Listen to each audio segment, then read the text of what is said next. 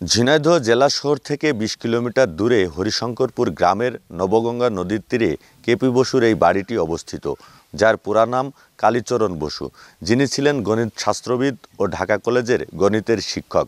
১৯০৭ সালে ১৭ কক্ষ বিশিষ্ট এই দ্বিতল বাড়িটি নির্মাণ করেন তিনি।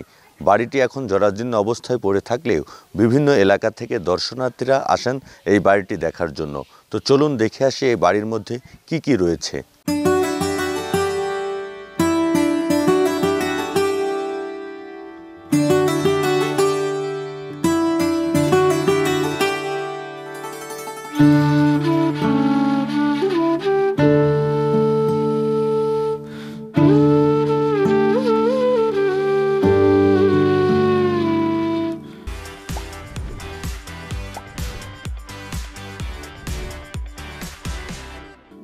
গণিত শাস্ত্রবিদ কেপি বসু তার এই নিজ বাড়িতেই কিন্তু মৃত্যুবরণ করেন এবং তার এই বাড়িতে তার যারা বংশধর রয়েছেন তারা বসবাস করছেন।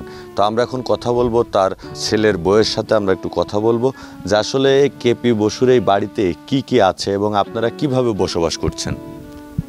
আমরা এইভাবে বসবাস করতেছি, এই 5 পুরুষ, আমার দাদা শ্বশুর, আমার শ্বশুর, আমার স্বামী, আমার ছেলে, আমার পুতা ছেলে এখানে বসবাস করি। এখানে আছে মন্দির আছে, কাছারি ঘর আছে, আর রান্না পাকের রুম আছে, আর থাকবার জায়গা আছে। এই ক্ষেত্রে আমরা চলে গেছি ভারতে চলে যাওয়ার পর যা জিনিসপত্র ওনার বহু কিছু আসবাবপত্র ছিল সমস্তই আর কি লুটপাট করে নিয়ে গেছে। আমরা ফিরে আসে আর কিছুই পাইনি।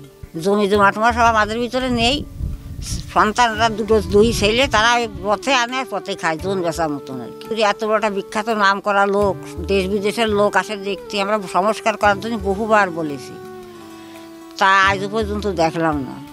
আসলে উনিও কিন্তু বলছিলেন যে সংস্কারের বিষয়ে বারবার উদ্যোগ নেওয়ার কথা বলা হয়ে থাকলেও কিন্তু এখন পর্যন্ত এই বাড়িটির সংস্কারের কোনো কিছুই দেখা যায়নি। তারা কিন্তু দেশ ভাগের পর কিন্তু এই বাড়িতে এসে বসবাস করছেন বলে তারা জানাচ্ছেন। এবং শুধু এই পরিবার নয়, এই এলাকার মানুষের একটি দাবি যেন এই গণিত শাস্ত্রবিদের এই বাড়িটি অন্তত ধরে তার স্মৃতি হিসেবে ধরে রাখার জন্য সংস্কার করা হয়।